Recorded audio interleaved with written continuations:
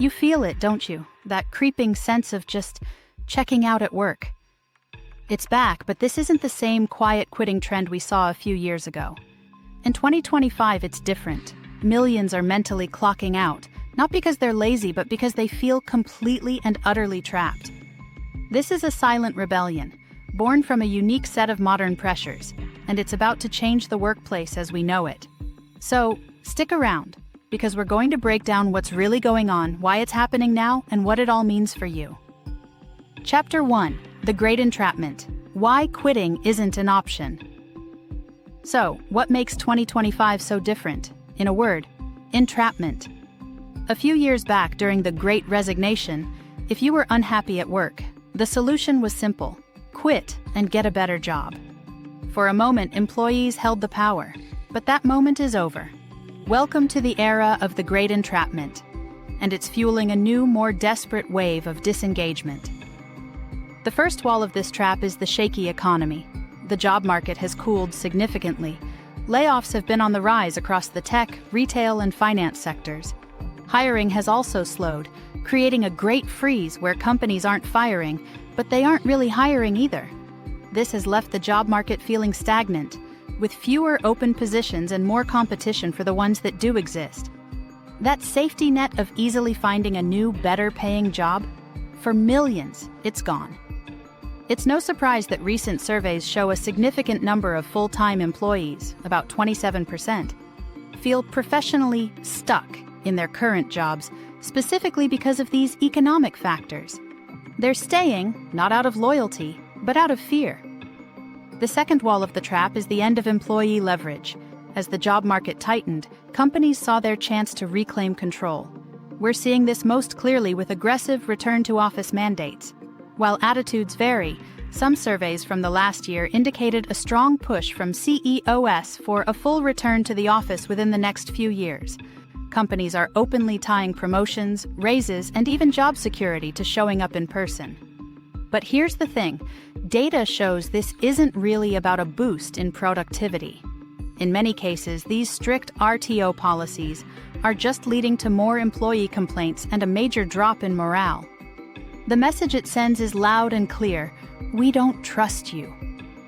This loss of autonomy, combined with a feeling of being constantly monitored, has left many workers feeling completely powerless. So you've got a workforce that's unhappy, feels undervalued and controlled, but is also too scared to jump ship in a rocky economic climate. That's the pressure cooker creating the 2025 version of the quiet quitter. When you can't physically quit, you start to mentally quit. It's the only escape route left. Chapter 2: The Anatomy of a Modern Quiet Quitter. So if leaving isn't on the table, what do? This is where we see the 2025 version of quiet quitting take shape. And to get it, you have to reframe what quiet quitting actually is. This isn't about being lazy. It's a calculated act of self-preservation. For years, hustle culture told us that work had to be our entire life. But more and more employees are quitting that idea. They're still doing their jobs, but they're no longer giving their all for companies they feel won't do the same for them. It's a perfectly rational response to a broken system. According to Gallup, U.S. employee engagement has fallen to its lowest point in a decade. Recent data shows only about 32% of U.S. employees feel engaged at work, meaning the vast majority of the workforce is, to some degree, just going through the motions. And the reasons why are painfully clear. Low pay is a huge factor, with one study showing it makes a third of employees mentally check out. Another major issue is career stagnation, with nearly 4 in 10 workers feeling hopeless about their chances for advancement. When you know you're not going to be rewarded, promoted, or even fairly paid for extra effort, why bother giving it? Quiet quitting becomes a strategic reallocation of your most valuable resource, your energy.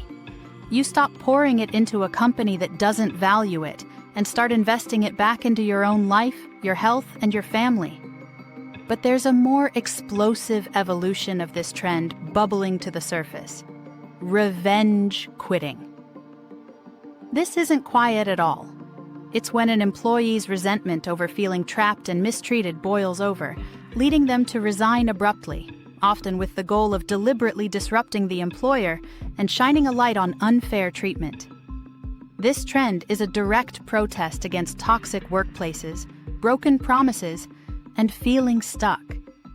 It's especially common among Gen Z and millennial workers who are fed up with the old playbook. In fact, recent polling found that 17% of full-time employees have revenge quit in the past, and it's becoming a notable phenomenon in sectors like marketing and IT. If any of this is hitting close to home, if you've felt yourself checking out or that frustration simmering, then hit that subscribe button. We're breaking down the forces that shape our work lives every week, and this is a conversation we need to have. Your experiences matter, and we want to talk about them. Chapter 3. The corporate wake-up call that isn't coming. So, what happens when this silent rebellion just becomes the new normal? What are the long-term consequences for everyone involved? Honestly, the future looks pretty dysfunctional.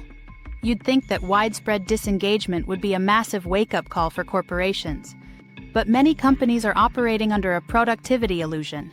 Because people are still in their chairs, at home or in the office, and tasks are technically getting done, leadership can convince themselves that everything is fine. But doing the bare minimum doesn't drive a company forward.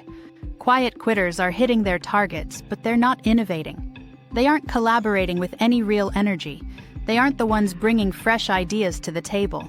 That extra, discretionary effort is what separates a thriving company from a stagnant one. And it's vanishing. The cost of this disengagement is staggering, with lost productivity costing the global economy an estimated $8.8 trillion. This is leading us to a new, broken social contract at work. The old one, loyalty for security, has been dead for a while. But the new one is basically a cold war of mediocrity. Companies demand maximum engagement while stripping away the very things that build it: fair pay, growth opportunities, and autonomy. In return, employees give the absolute minimum effort required to not get fired. It's a stalemate where nobody wins.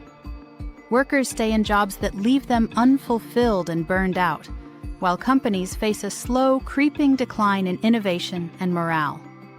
Research consistently shows that the biggest factor in a team's engagement is their manager and the culture they create.